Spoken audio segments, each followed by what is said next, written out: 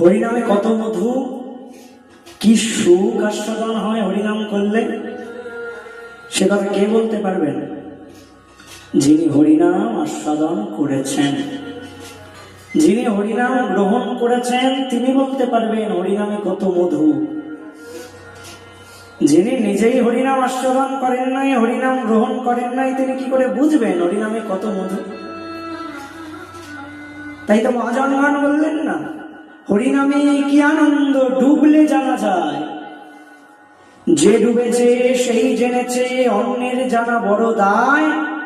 হরিনামে কি আনন্দ ডুবলে জানা যায়। যে ডুবেছে একমাত্র সেই জানেন, অন্য কেউ জানেন না, অন্য কারুর জানবার কথা নয়। একমাত্র তিনি জানেন যিনি ডুব দিয়েছেন।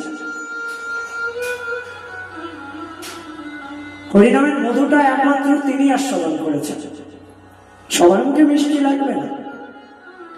হরিনামে এত মধু যে কারুর জিহ্বায় যদি একবার হরিনাম উচ্চারণ হয়, ব্যাস সে সেই হরিনামকে আর ভুলতেই পারে না। কিন্তু কিছু কিছু মানুষের না সেই হরিনামের মধুটা আস্বাদন হয় না। কিছু মানুষের তো হরিনাম শুনলে না তেতো মতন লাগে, জানো, শুনতেই চায় না তারা, কারণ তাদের ভালো লাগে না, তাই তারা শোনে না। এবার তাদের ভালো লাগে না বলে কি হরিনামে মধু নাই? আছে আছে আছে, কিন্তু তাদের ভালো লাগছে না কেন জানো? শাস্ত্রে বললে তাদের কি করে ভালো লাগবে?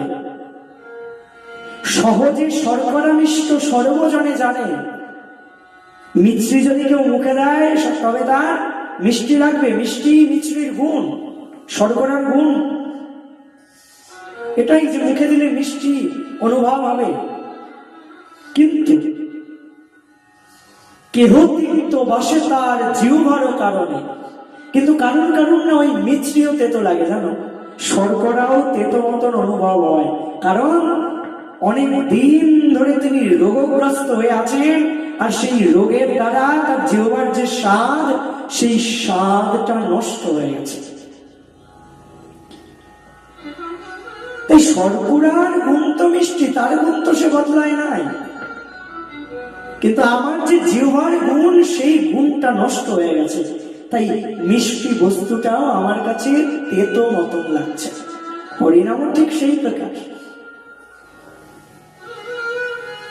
যিনি ভবরোগে ডুবে রয়েছেন, ভবরোগে ডুবে থাকতে থাকতে ওই বিষয়ের গন্ধ স্পর্শ গ্রহণ করতে করতে যা জিহ্বাটা নষ্ট হয়ে গেছে, তিনি ওই হরিনামের মধু আস্বাদন করবার পরও তার হরিনামে আনন্দ হয় না, হরিনামে মন বসে না, হরিনামের রুচি আসে না, জানো।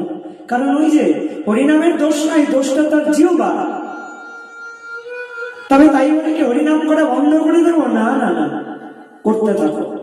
হরিনাম করতে করতে একদিন যদি তোমার ওই জিহ্বার দোষটা নষ্ট হয়ে যায়, একবার যদি আবার তুমি কোন প্রকারে জিহ্বার গুণটা ফিরে পাও, তবে দেখবে হরিনামে কি আনন্দ ডুবলে জানা যায়।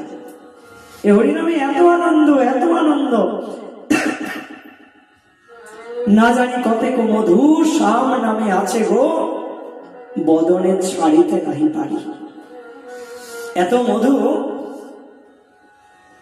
যে মধু আস্বাদন করা থেকে তোমায় তখন আর কেউ আটকাতে পারবে না।